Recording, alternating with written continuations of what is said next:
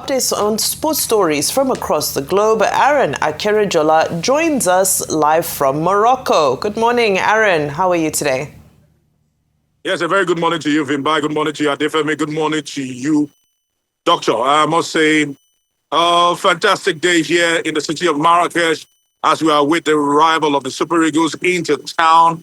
Full game, talking about the quarterfinals at the ongoing Africa Cup of Nations. It is the Super Eagles of Nigeria against the Desert Foxes of Algeria for a place in the semi-finals. But yesterday, the Super Eagles actually participated in the training that was mad in controversy once again. And it's unfortunate how things have actually played out for the Super Eagles here.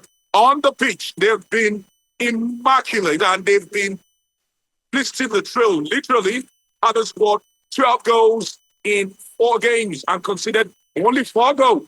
So that's down to a goal per game. So some will say that is how to do it, and that is tied to credentials being put forward.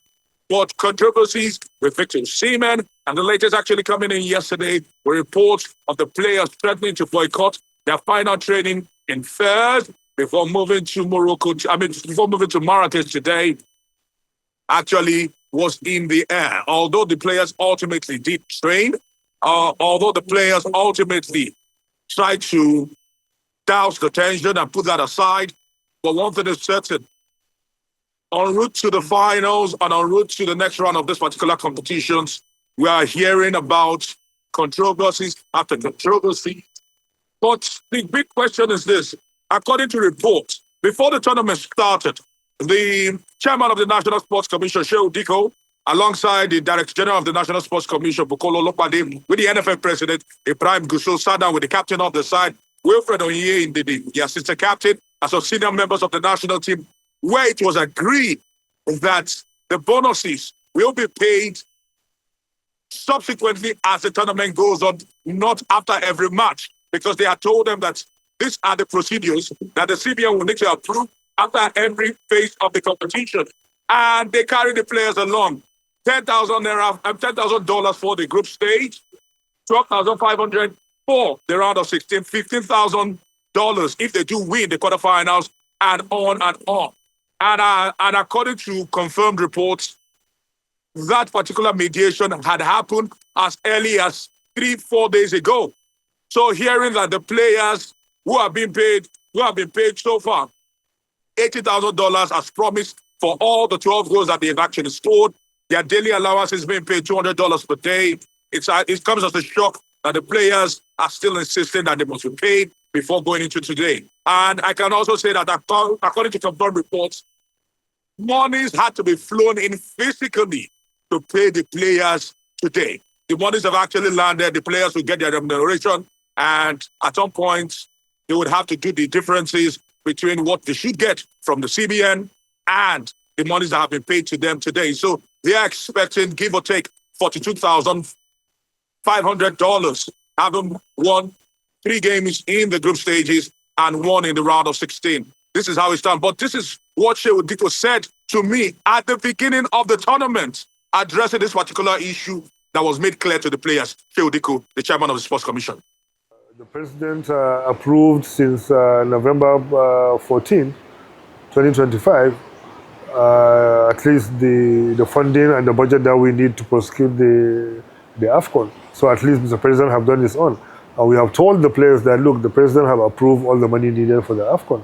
So that has been done. But you know, approving the money is different, processing the money is different. But at least they know that the money has been approved. We are processing the funding to get the money released for that. But at least the money is in place. Prior to start with the tournament, both myself, the NFF president, the officials, we met with the team, the captain, the co-captains, and some other senior players, where we negotiated and agreed a clear bonus structure for this for the tournament. So the players knew clearly what they are playing for. So that also has been done. So it doesn't matter. They know clearly their bonuses. They know how much they are being paid for every match if they win and stuff like that. Until we get to the final, that has been agreed with the players. They agreed and they know.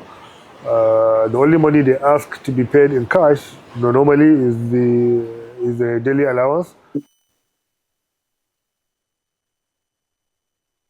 All right, that was the chairman of the National Sports Commission, Teodiko, addressing this issue before the tournament got into full swing, and it's unfortunate that this is running its ugly. According to my sources in the Villa, they even say the president is not entirely happy with the players, with the way they have actually gone about this, understanding that communications were being there was clear communication between the authorities and the players on how disbursement of funds will come around, understanding that on the 14th of November, approval came from the presidency for this particular money to be disbursed to the players. But the bureaucracy certainly has set this thing back, and here we are right now. And once again, I must say this as I actually wrap it up, that every single, almost all times, the last 2 times the players had to protest for their wages, it seems to be a bad omen. Understanding that on November of 2025, before the game against Gabon, the players protested for their money, $150,000, and they went on to lose that particular playoff to the DR Congo. In 2014 of June, if you remember that particular World Cup game, we were to play France, and the players refused to go against France until monies were paid. Then the then president, Goodluck Jonathan, had money flown to the players, and that did not end well. We went on to lose 2-1 to the Le Bleu of France. Now this is happening. What will happen against the Desert Foxes of Algeria? Only time will tell. Okay, Aaron, thank you very much. We heard you loud and clear. And we hope that tomorrow morning, you said the allowances, the arrears, all the issues in contention will be resolved today. We expect that by tomorrow, when you show up on screen, you will confirm to us that Shehu Diko has kept his promise and payments have been made, and that the Super Eagles are not going to boycott the match against Algeria. Because they are saying they will spoil Lucas Zidane's record and put in goals, which is what we want. But let them pay their arrears and allowances. By tomorrow morning, we are waiting. You will come here and confirm. We don't want to hear Ministry of Finance add last-minute hitches. Thank you very much indeed.